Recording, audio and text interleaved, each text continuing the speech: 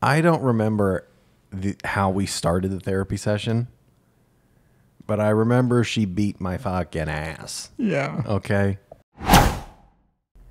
Welcome back to Secondhand Therapy, and this week we are rocking our new merch. We got merch. We got merch, baby. We got merch. Look, we got a lot of followers. I don't know if you guys know. YouTube's catching up. Go check us on TikTok, why don't you? Okay. And people are saying, where's the merch? Yeah. So we had to do it. I'm very jealous of Lou's hoodie. He, as you can see, he's rocking the Champion tie-dye with the embroidered logo on the front, and I'm fucking jealous, man. That's great. It's a real heavy, like, heavyweight, cozy. Yeah. It's got the this is a Champion Pro. What Dude, are we doing? what do we do? What are we do? Oh, we're selling high quality shit over here. It's legit. It really is legit. Yeah. If you want to check out our merch, it's secondhandtherapypod.com, and we have toboggans. Beanies. It's a beanie. We have beanies because a toboggan is a sled, and we know that. If you're from the Midwest, we have toboggans, hoodies, sweatshirts, T-shirts, coffee cups, totes. We got it all. We got a bunch of dope shit. Yeah, it's all dope. Go check it out, secondhandtherapypod.com. And as always, we want to remind you that we are not licensed therapists or professionals or doctors or any of that stuff. We're just two guys going through it. It's true. Thanks for watching, my little bear cubs. We love you. Enjoy the show.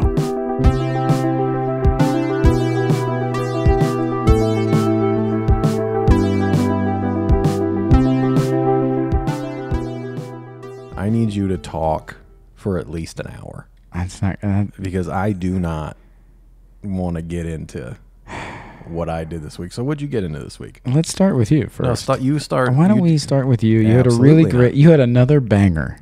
Just what you asked for. I'm exhausted. Aren't I? Go ahead. Oh man, I had a heavy one this week. Yeah, talk slow. Go ahead.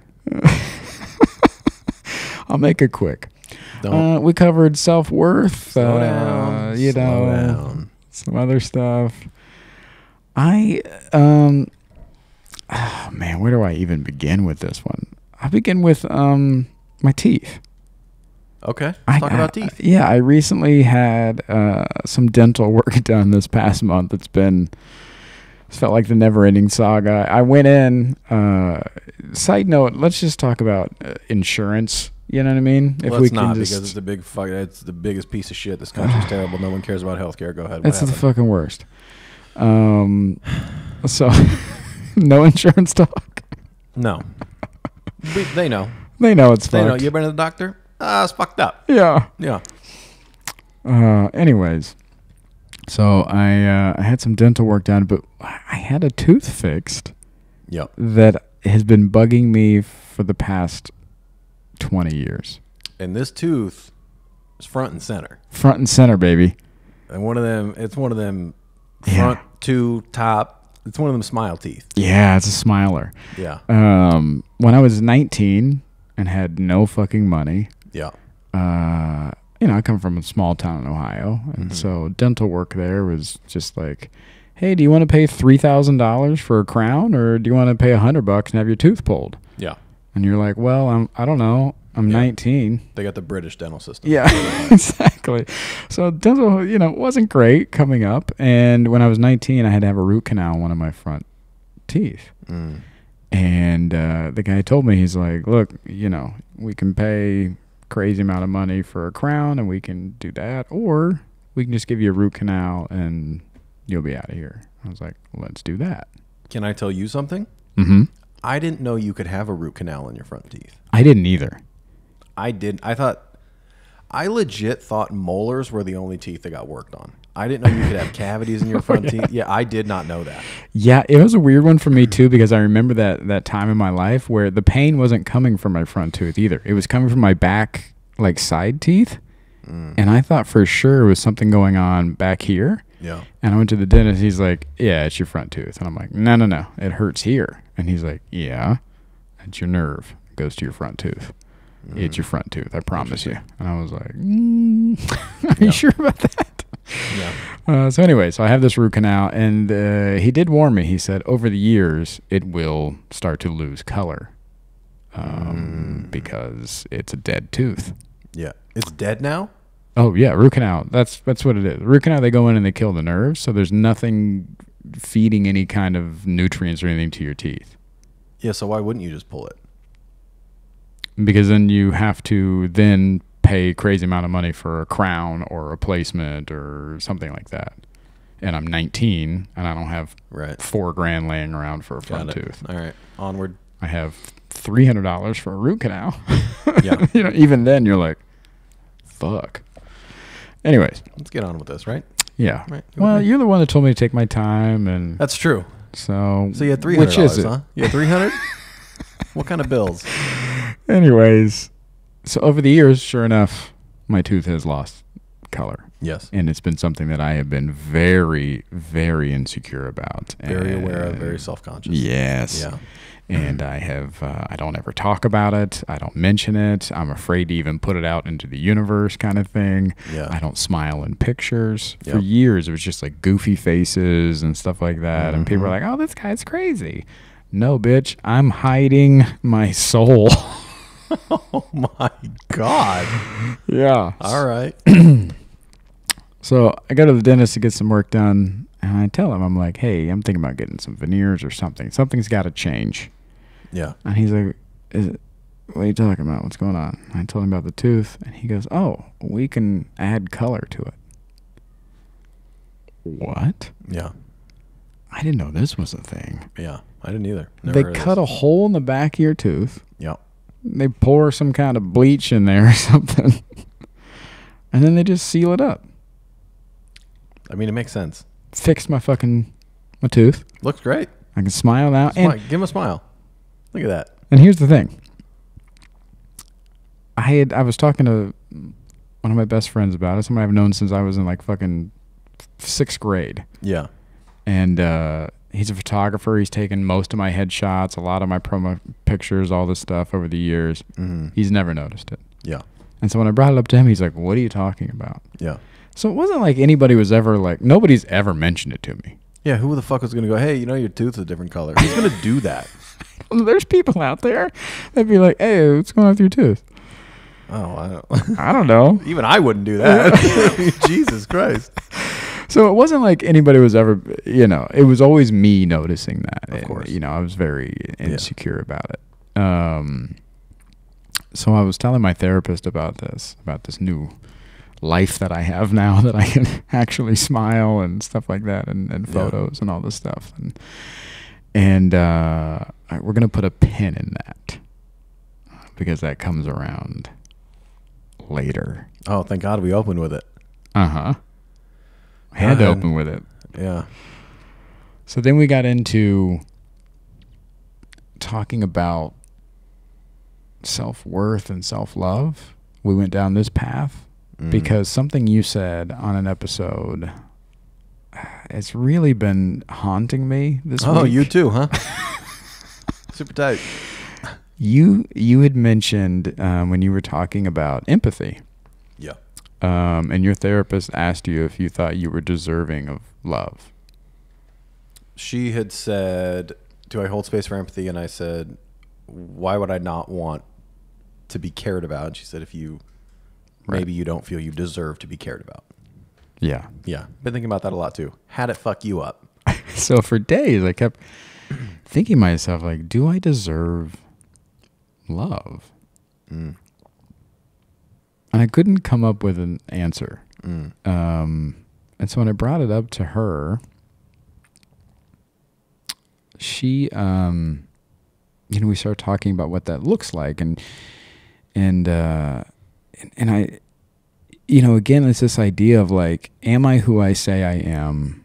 And am I bringing to the table what I think I'm bringing to the table? And not only romantic relationships, but in friendships and business and everything in life. And that's something that I have struggled with. And she goes, well, let's talk about the romantic side of it then. She goes, She goes, if you are the person that you think you are, do you deserve love? And I said, yes. If I am the person that I think I am and I'm bringing to the table what I think I'm bringing to the table, then yes, that person deserves love. But if I'm not, then no, that person does not deserve love. Okay, so so are you who you think you are? Like, I don't know. That's the question, right? Yeah. You know you're the only one who can answer that, right? Yeah. Okay. It's a tough one. Not really, but go ahead.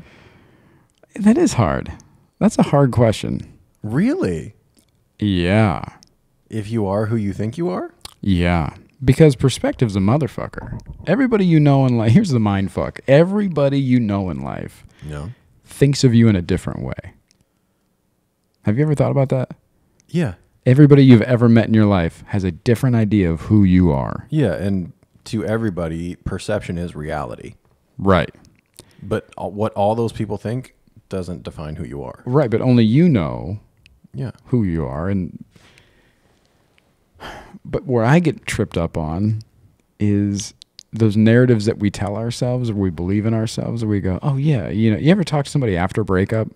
You ever friends with two people that are in the same relationship, then they break up, and you talk to the guy, and he's like, yeah, we would go on dates, and we would do this, and you're like, okay, and then you talk to her, and she's like, he would never take me on dates, and we would never, and you're like, well, one of you is lying, or one of you feels the way that the other one doesn't. So the takeaway from that is, are you kind of stuck in that narrative of like, I don't know what I did wrong. I did this and I did this and I did this. And you're like, yeah, but did you? And how often? And were you really showing up? Like that's what I'm talking about, asking yourself the hard questions, digging deeper and going, okay, am I really showing up in the ways that I thought I was showing up? And you're not aware of this? No, because I think it takes insight from others. Okay. You have to really put yourself in other people's shoes and see how they view you.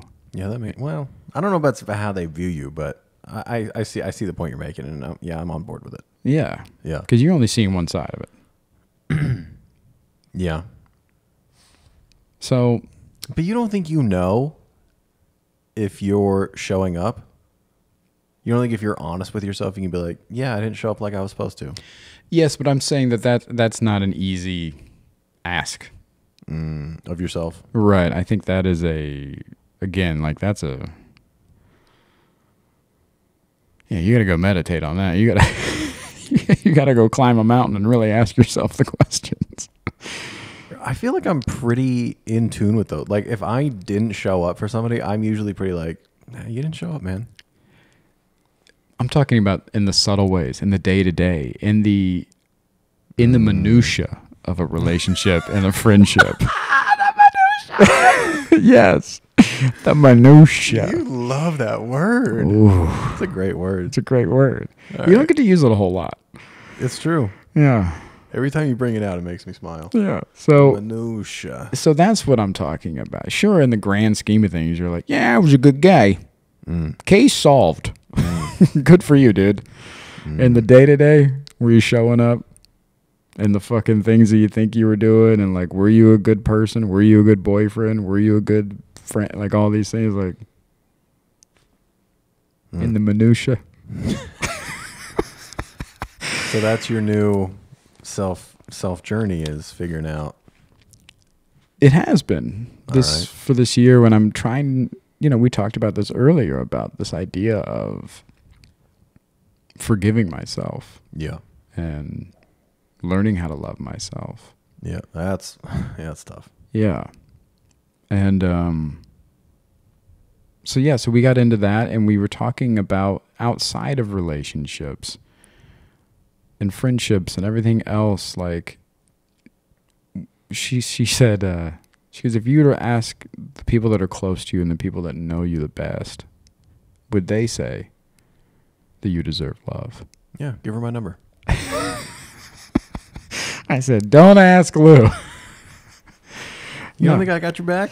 I said, oh, absolutely not. I said, dude, Oh, you'd throw me under the bus immediately. You'd be like, Malone? Oh, fuck that dude. Dude, you deserve love. Yeah? Yeah, not from me, but you do deserve love. Well, that's what I said. She asked me. I said, yeah, of course. I think that they would say that I deserve love. Yeah. And she goes, well, would you believe them? And I go, no, absolutely not. Yeah. And she goes, yeah, that's the problem. And believing, before you can believe what others say, you have to believe in loving yourself, because you're not going to believe them unless you believe yourself. Yeah. And I said, well, we both know that I fucking hate myself. Yeah. And then she hit me with this. Do you really hate yourself? Or is it just easier to just say that and not have to deal with the work behind loving yourself and fixing these problems? And we know the answer. And I said, oh, we're done here. Yeah. You'll never see me again. Yeah. Yeah, that's Yeah. yeah. So what do you think about that question? Man. I think it's easier for any of us to just write it off as I don't like myself. Instead of actually, again, asking yourself those hard questions and really looking at yourself and really taking inventory. Yeah. And that's what it came around to, is this idea of my struggle with idealism. It really affects my self-worth. I apply it to myself to the fucking max. If I don't look like this, then I don't look good at all. Yeah. If I don't have this much money, then I don't have any money at all. If I don't have this thing, it's all or nothing for me. Yeah. If it's not perfect, it's shit. Yep. Yeah. Yep. Mm-hmm. So we talked about that. How'd it go? Oh, just fantastic. You know, Yeah. how do you think it went? I'd love to hear it. So we unpacked this idea of loving all of me and knowing that these people that I'm meeting that are saying that I'm worthy of love and all of these things that would vouch for me. Sure, sometimes I can see these flaws or these broken pieces, but a lot of times they can't. Yeah. And only I'm seeing myself that way, and only I'm judging myself on my flaws. And then she brought it back around to my tooth. Mm-hmm. And she said, it's just like your smile. You were the only one to notice that about yourself. And so instead of working on it or getting it fixed or figuring it out, you just made a funny face for 20 years.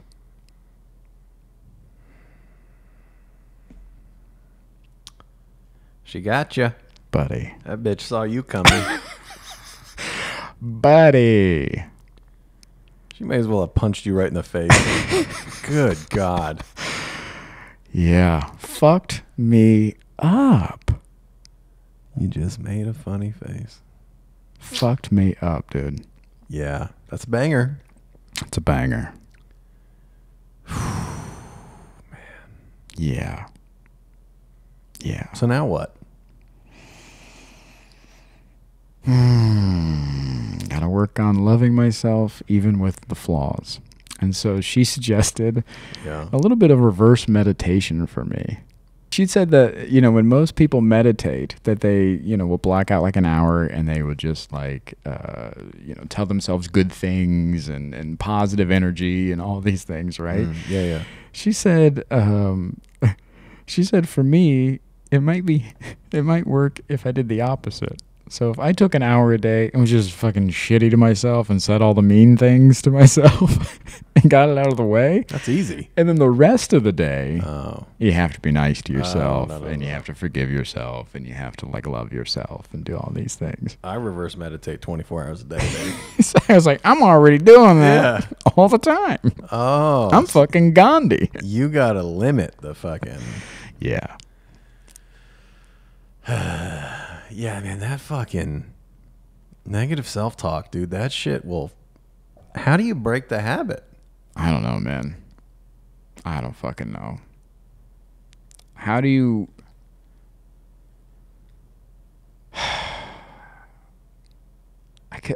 Uh-oh. Because I know it's bullshit. I know it's a trick. I'm too smart for this. Here's the thing, man. It's not. Because you're supposed to believe the things you're saying. But why would I believe something if it's not true? Because that's why you learn to love yourself. You're missing the point. Yeah. Yeah. But You're supposed to be saying things and learning to believe them. You're looking at it as I'm gonna go lie to myself. yeah. No. You're training yourself to believe good things about yourself so you can learn to love yourself. Well, You know, all right. Fair. are people doing that? Is that a thing? How do you do that? Fuck if. Oh, dude, I know the answer. Well, you're talking like it's so easy. It's what you do. Oh, I'm just telling you what your therapist said. I'm not telling you how to implement it. What am I, a fucking asshole? I don't know. Yeah, I don't fucking know. That shit's impossible. Yeah. Yeah. All right, keep going. What else? That's all I got. That's it? That was my banger, dude. It's your turn. All right, thanks for listening, guys. Nope. Share with the class. All right, I'm going to share with the class. Okay. Here's what I'm going to tell the class. Yes. I don't want to tell anybody. I know you don't. I have my phone here because I have bullets of the things. Okay. Okay, so if I pull out my phone, it's not because I'm texting or anything. It's because I'm having a panic attack and I can't think straight. Yeah. Okay. I don't remember how we started the therapy session, but I remember she beat my fucking ass. Yeah. Okay. So one of the things we were talking about negative self-talk a little bit. And of course she let me bring it back to childhood, right? Let's talk to little Louie here for a second, okay? Yeah. No. So we talked about that. What is negative self-talk? When we're trying to figure out when did it start and all this stuff. I got nothing. So we started just talking about. She asked me, "When was the last time you were around a small child?" And I told her my niece was out here at the end of September. We went to Disneyland, all that stuff. She said, "When you think of your niece, how do you think of her?" And I was like, "Oh, dude, she's the best. Like, she's just this little ball of love." Yeah. She's so innocent and she's so joyful and she's just there's so much love in her. She's the best. I love her so much. Okay. She goes, "Now think of yourself as a kid." And I said, "Okay." She goes, "Does it look the same?" I said, "Oh no." She goes, "Why not?" I go, I don't fucking know, man. You're like, that's your job. I was like, "It's your job. You tell me." And she goes, "So when you think of yourself as a kid, like, what do you think? Like, what do you see?" And I was like, "I think of me just sitting there quietly." Yeah. Really? Yeah, just being out of the way, and that's it. I'm just sitting there quiet, out of the way. Didn't like it. Didn't like that thought. Nope. So we were talking about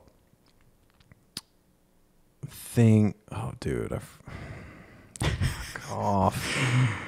Yeah. figured out why I can't be late. Oh, really? Mm-hmm. Tell me. I don't want to. So we were talking about basically childhood traumas, which when you hear the word childhood trauma, you think it's like some big event, right? Yeah. And she was explaining to me that childhood trauma is basically just times in your childhood where you felt unsafe, not like things were happening around you were in danger, but you felt generally unsafe and you needed comfort from somebody that you didn't get. And we were talking about like, what did my childhood look like? And so I was raised by a single mom. Growing up, it was just me, my mom, my sister. My sister's 13 months older than me, so we're very close in age. So looking back, I can see how much pressure my mom put on herself to make sure that our childhood felt normal and we didn't feel the struggles that were happening. You know, she's working multiple jobs. She's doing all these things, like, but she did a great job of like, I never felt like we were struggling, Right. ever. And she put a lot of pressure on herself to make sure we didn't feel that. And looking back, I can also see how fucking stressed out she must have been all the time. And that turns into mom can't be late for work. So me and my sister need to be in the car at a certain time to get to school. And if we're not, there will be a reaction. Wow. Yeah. Okay. So those types of moments when I can't find a shirt or I'm taking a shit, whatever reason I'm 5 minutes late to the car, and I know when I get in that car, it will be known that I'm making everybody late. Like those are the moments when I know I get in that car and it's going to be a thing that I feel that anxiety and I'm feeling unsafe. And it would have been great if I got to the car and she said, "Hey, is everything okay? All right, let's go to school." That didn't happen. Right. Right? Because mom's got 3 jobs and she's stressed out of her fucking mind and she's got 2 kids who don't listen, all that shit. Yeah. So that's why I can't be late. Let me ask you this. Ask away, my boy. So if this is the root of it and you know how uncomfortable you felt in those situations, are you consciously or subconsciously carrying that over into your adult life with other people?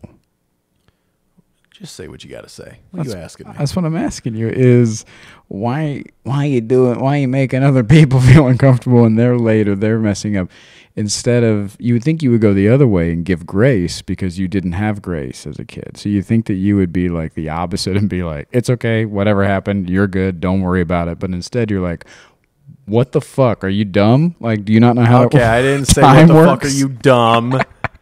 No, because that's how I was programmed. Exactly. So you can't override programming. Some people I'm trying to do it now. Some people break free. That's what I mean. A lot of people get that opposite of how they. Oh, cool, man. Yeah, that's why I'm in therapy, trying to fix it all. Super tight. I'm just curious if it was a conscious or subconscious thing. That's what I'm asking. Of course, it's subconscious. You think I want to make people feel bad? Don't. You want me to answer that? Yeah, go ahead. Answer it. You fuck. What? No. You know I don't want to make people feel bad. Unless you're being a dumb bitch. And I don't tell you you're being a dumb bitch. So that's why I can't be late. But those types of things are when you feel unsafe and you need that comfort or reassurance from your caring figure and you don't get it in those moments. Those are childhood traumas that we're discussing. Interesting. Let me check my notes.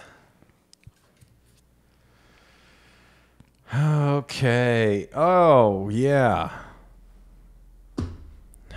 Fuck off. It's hot in here. This hoodie's so high quality. It's warm. Did you notice how I was smiling through that whole thing? Mm-hmm. No. We talked about that too. How I cannot not smile right now. Yeah. You're smiling too. Mm-hmm. Why? Because I know it's coming. So yeah, we were having these conversations, and I'm aware how big I'm grinning right now, so you're gonna just bear with me. And we were talking about coping mechanisms and all those types of things, right? She goes, I've noticed you're very funny. And I said, thanks. It's one of my favorite compliments to get. She goes, you're probably not going to like this. And I'm not kidding. So we did all this childhood stuff, right? I'm exhausted at this point, thinking about all this, like feeling like I'm saying bad things about my mom when truly I'm just like, oh, I get it. She was stressed out. She did the best she could, and it still fucked me up, kind of. And I'm like guilty. I feel like I'm trashing my mom. Mom, I love you so much. I look at the clock. Dude, we're 20 minutes into this session. God damn. And I go, you gotta be fucking kidding me. We got a half hour left? She goes, let's talk about jokes. And I said, oh, okay. I'm gonna talk about jokes. Yeah. And she's like, I noticed that through that entire thing talking about your childhood. She's like, was that a comfortable conversation or did you feel vulnerable? And I was like, no, that felt pretty uncomfortable. It was very vulnerable. She goes, you were smiling the whole time we were talking. I go, oh really? That's funny. And we get into that. And oh, really? that's interesting. Prove it, bitch. So we were talking about humor and using humor to deal with uncomfortable situations, and how I always smile in vulnerable or uncomfortable conversations. And she was saying that that's part of my mask. That when you smile, it makes me the speaker feel like what I'm saying is less weighted or less serious because I'm smiling. And it makes the listener feel more comfortable as well. Like they're not hearing something as serious as it is. So yeah, whenever like right now, whenever I'm talking about something vulnerable or difficult, I'm always smiling. And I was thinking, it made me curious. I went back to the episode where you and I we kind of got into it at the end of the episode. And I was grinning the whole time. And I'm literally telling you, like, hey, if you're upset, I get it. Like, I can take it. I'm not going to blow up right now. And I'm smiling the whole time. I'm like, what the fuck? Yeah. So it's part of my mask. And so she was talking about how you basically have yourself and then you have all the parts of you. So she envisioned me in the driver's seat, myself. And around me are all the parts of me. Sense of humor, fear, all the parts. She's like, there's going to be countless parts. Everybody's going to have hundreds of parts. And because when I looked at the clock, she goes, see, like right there, you make a joke about the time we have left. And I go, uh-huh. She goes, why? I was like, I don't know. It felt normal. Yeah. And she goes, is that a conscious thing? Did you think I need to make a joke right now? Or is it an unconscious thing? It just happens. And I was like, I didn't decide to make a joke. I think it's my go-to. She goes, so in those moments, I want you to kind of visualize yourself in this driver's seat and then visualize the part of you, the sense of humor, the part that wants to make a joke. She goes, is it hopping on the seat with you, or is it just pushing you out of the seat and taking the wheel? And I said, I feel like he's just kicking me off the seat and taking the wheel because, I mean, I don't care what the fuck we're talking about. I can make a joke, and it'll be a good one too, I promise. Like, it doesn't matter what's going on. Like, I'm always ready for a joke. Yeah. And she's like, well, that's another coping mechanism. And I was like, okay, well, that makes sense. So then we did Remember the exercise where I put the thing in the room and then, yeah. She's like, we're not going to do that again. You're like, thank God. I said, cool, because I'll fucking leave. She goes, is that another joke? And I said, uh-huh. And she goes, all right, so I'm not going to ask you to put anything in the room. She's like, we're not there yet. We're not.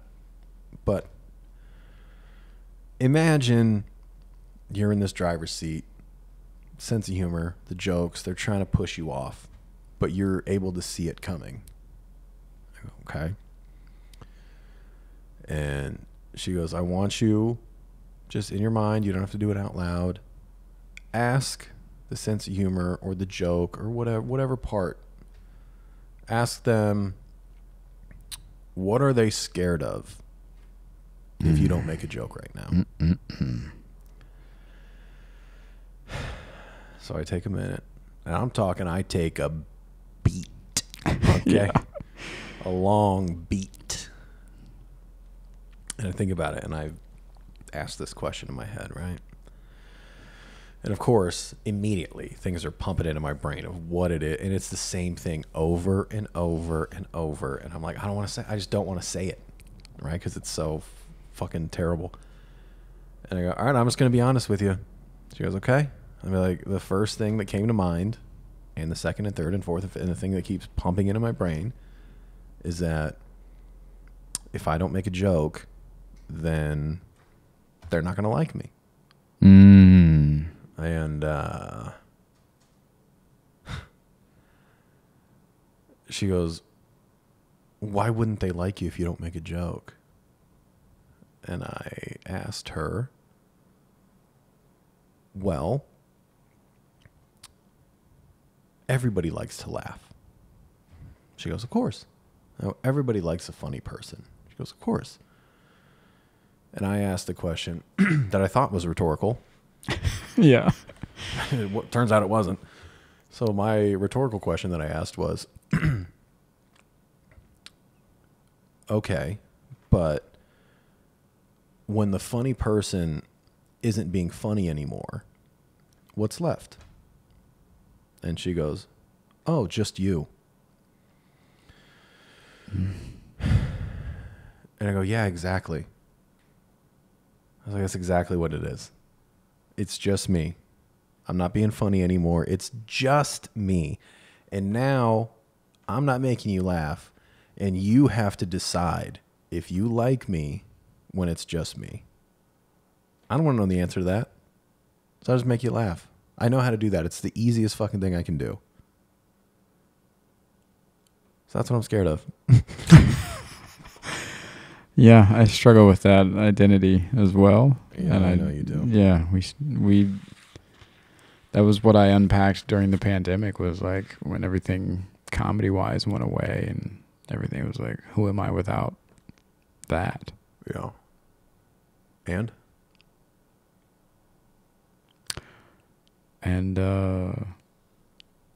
I was gonna make a joke just then. I saw you smile. I was like, oh, thank God he does it too. Yeah, He's got the cancer too. I was gonna go for it, but I'm not. I'm not gonna go for it. What was the joke? I want to see if it was funny. I'm gonna say, and then she left me.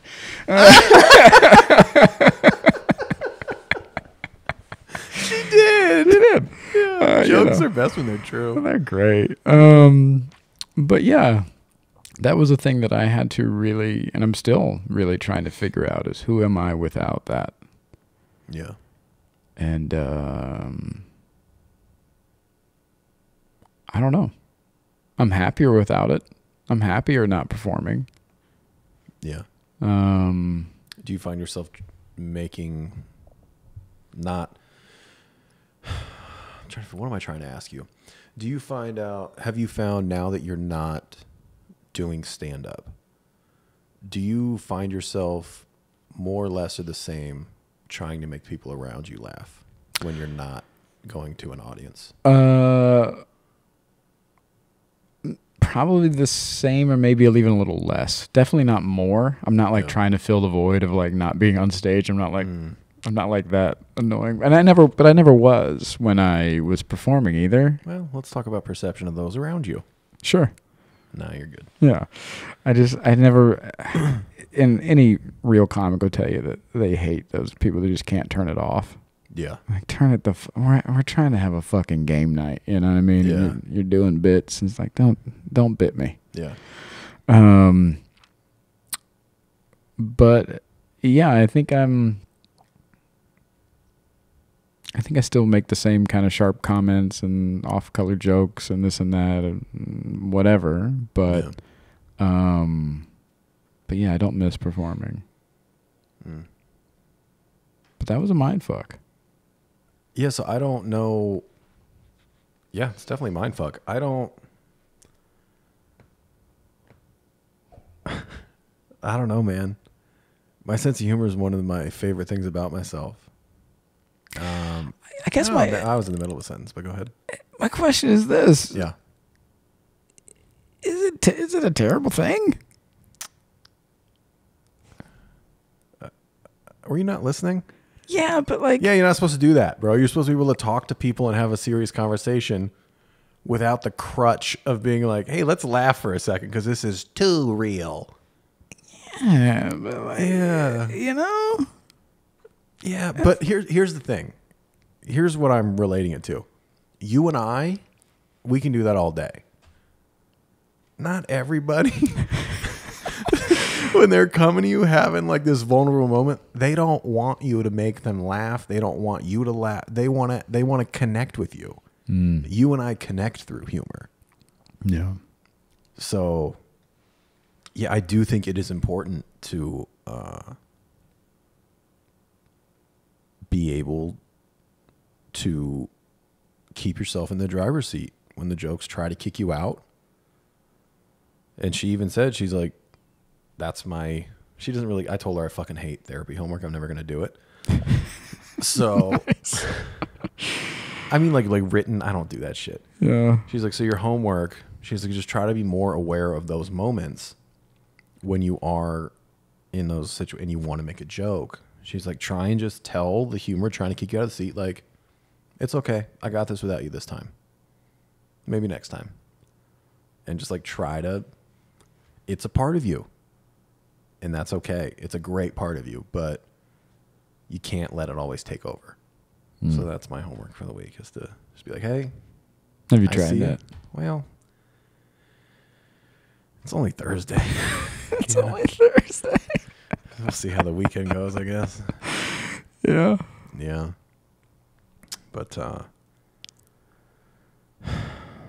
this is the worst part. You ready for this shit?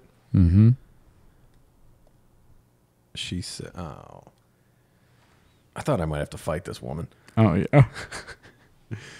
She said, I'm not going to do this yet, but you need to understand that we are going to get to a point because she told me, she's like, we're still getting to know each other. We're still building rapport. She's like, so I'm not going to push you this way yet. She's like, but one day we're going to get to a point where when we're in these conversations and you're telling me things and you're smiling, she's like, I'm going to stop you and I'm going to ask you, tell me that again and do it without smiling because it's not funny and you know it's not funny.